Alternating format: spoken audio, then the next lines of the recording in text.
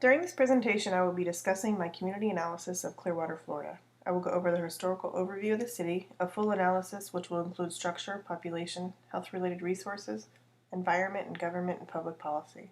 I will complete the presentation discussing my main global community issue. Clearwater, Florida is located in Pinellas County on the west coast of Florida. It is due west of Tampa and northwest of St. Petersburg. Spanish explorers first arrived in Clearwater in 1528. They encountered Indians who were settled in the area. These Indians named the area Pocotapan, which means clear water. The Indians named it this after multiple fresh springs were located in the high bluffs and downtown areas of Clearwater. Clearwater became a territory in 1822 and colonists began to settle here in 1830s.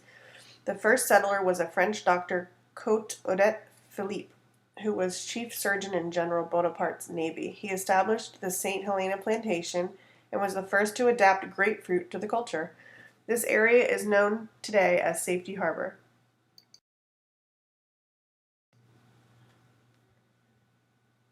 In 1842, the Federal Armed Occupation Act promised men and head of family members 160 acres if they would bear arms and cultivate the land. A developer by the name of Henry Plant was prized for building a railroad through Florida. To increase his business, he built several resorts in Clearwater, including the Bellevue Biltmore, which was completed in 1897.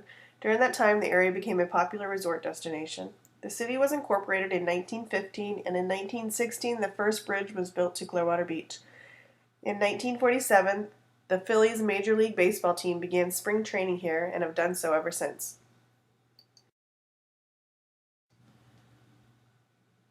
Today, Clearwater continues to thrive and is a very popular tourist destination. It is over 25 square miles and has a population of approximately 109,000. The population percent change from 2010 to 2013 was 1.3%. Clearwater is home to many individuals, including families, snowbirds, retirees, and single persons. With its abundance of neighborhoods, parks, downtown area, beaches, and entertainment, it is a thriving community.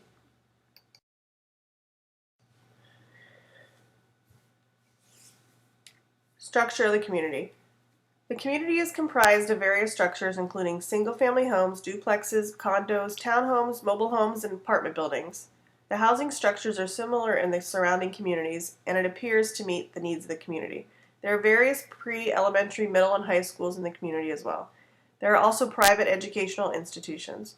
Clearwater has a thriving downtown area which is home to the Clearwater Courthouse. There are 5 public libraries in Clearwater, spread out through the community. The main library is located in the downtown area. The library system is also similar to the surrounding communities and adequately meets the needs of the community. Clearwater, as well as surrounding communities, have various community centers. There is one that is located on Clearwater Beach as well. The city has these rec centers located throughout the community as well, making it very convenient for all to have accessibility. Clearwater has some great entertainment facilities. Ruth Eckerd Hall is located on McMullen Booth Road and is a well-known entertainment center which hosts plays, concerts, and comedians, as well as other events. People come from all over to see the events at this venue, and there really isn't another one like it in the immediate surrounding communities. There is also a downtown theater located in Clearwater, the Capitol Theater. This smaller venue has been around since 1921 and is truly a beautiful playhouse. As for the community sports facilities, the well-known Bright House Field is located in Clearwater. This baseball stadium is home to the Phillies for spring training and home to the community's baseball team, Clearwater Threshers. It also hosts various events for the community throughout the year. There is one close community which is home to a large Major League Baseball team, the Tampa Bay Rays, located in St. Pete.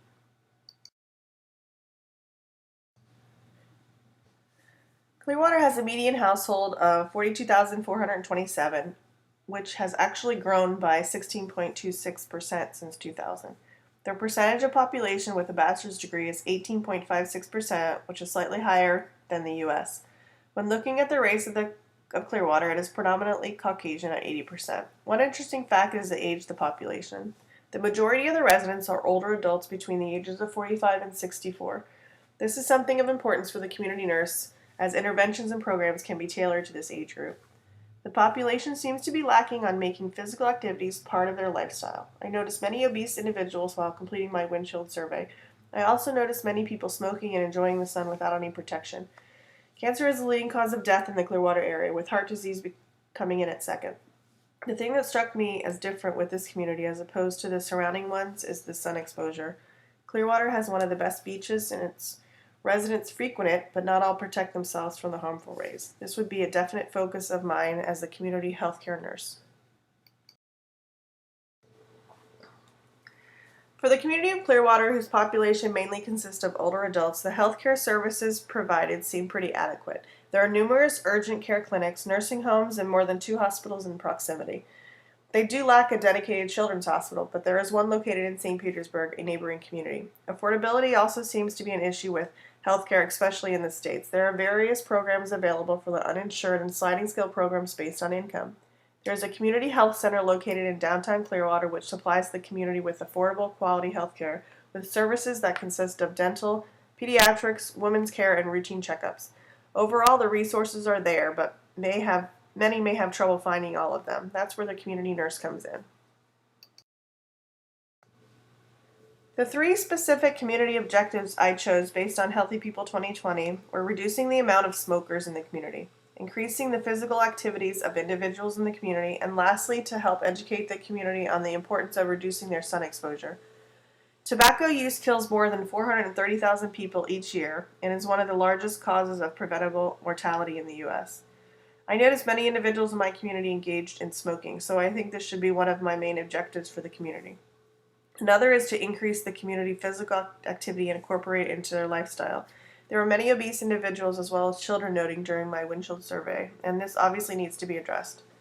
Lastly, I chose to help educate the community on the risk of sun exposure. Skin cancer is another preventable disease, and since this community has access to great beaches, they need to be educated on how to properly enjoy them and protecting them from the harmful effects of the sun and the UV rays. The adequacy of the environment and its features is actually quite acceptable. There are an abundance of parks and trails easily acceptable to the community residents. The beaches are some of the best in the country. The city supplies its residents with approximately 74 gallons of water per person per day and has a state-of-the-art aquifer. The solid waste department is also adequate and also uses a recycling center and program. Air quality is an important factor with the health of the community. Nearly 133 million Americans, that's nearly half, live in areas where the air quality does not meet existing healthcare standards. The air quality in the community of Clearwater is good and does not pose a threat to the health of its population. The community issues I noted were that there seemed to be a safety concern at one of the local parks. Crest Lake Park is located in the Skycrest neighborhood of Clearwater and has a history of stabbings and other issues such as suspicious people and homeless persons. Another concern of the community is unkept and vacant homes, noted during the windshield survey. With the real estate market issues years ago, a lot of homes have been left unattended to and vacant. The City of Clearwater has elected officials that make up the City Council members. City Council meetings usually are held on the first and third Thursday of each month in the City Hall Council chambers at 6 p.m. Citizens may speak on agenda items or they may speak at the beginning of the meeting on items not necessarily on the agenda. These meetings are easily accessible and the upcoming agenda for the meeting is online to be reviewed beforehand. The minutes and videos of the council meetings are also available for the community to view at their website, myclearwater.com. The meetings do not seem to attract many residents. On review of the budget, all seems to be covered and well proportioned, with public safety being the largest expenditure. Upon review of other meetings and minutes, I noticed one area of concern was with traffic cameras in Clearwater. Some residents thought this was an infringement on their right to privacy. There was a traffic camera safety improvement program that was initiated because of this. The 6 prioritized selections for my community are as follows. Education and prevention of heart disease, as it is the #1 killer in the U.S., smoking cessation, as noted by many smokers in the community, and it is the most preventable cause of mortality. Preventative health, sun exposure. My community is located in the Sunshine State and has a popular beach. Geriatric care due to the average age of the population in this community. The importance of physical activity, many obese individuals in the community, and lastly, education and alcohol consumption. This was last because although I noted many individuals consuming alcohol, more research would be needed to determine if it is in fact a larger issue than I believe. Smoking is a leading cause of preventable disease in the U.S. With more education and programs focused on prevention, this health issue may hopefully decrease over time. Clearwater residents may benefit from the various programs offered through the community. One such program was hosted by Morton Plant Mease Hospital, partnered with the City of Clearwater and Pinellas County. This program was created to help educate the community of healthy habits and stronger lungs. Instructional signs were placed along walking paths on the extensive trail system that the city has. Morton Plant Mease has a lung center that has various types of smoking cessation programs offered to residents as well. Morton Plant also provides free community lectures on smoking cessation as well as host community health fairs to help educate their residents. There are many global campaigns for prevention and education on smoking. The major one for Florida is State Constitutional Amendment Article X, Section 27, which called for establishing comprehensive tobacco education and use prevention programs using a percentage of the state's tobacco settlement fund. This resulted in Tobacco Free Florida, TFF, which launched in 2007. One of their most influential campaigns came from the popular TV commercials featuring ex-smokers with various health issues brought on from smoking. Remember the lady with a tracheotomy that was featured in the anti-smoking commercial? Well, that was one of their ads. The Center for Disease Control and Prevention launched the first ever paid national tobacco education campaign, Tips for Former Smokers, in March of 2012. The TIPS campaign, which profiles real people, not actors, who are living with serious long-term health effects from smoking and secondhand smoke exposure, has continued through 2013-14.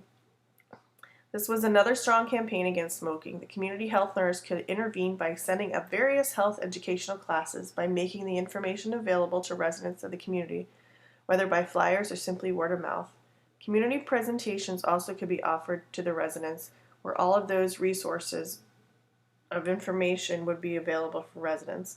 Overall, there are an abundance of resources available to the community to help fight this health issue. The problem is that many residents don't know they exist or even where to start to begin looking for help. That is where the community health nurse comes in.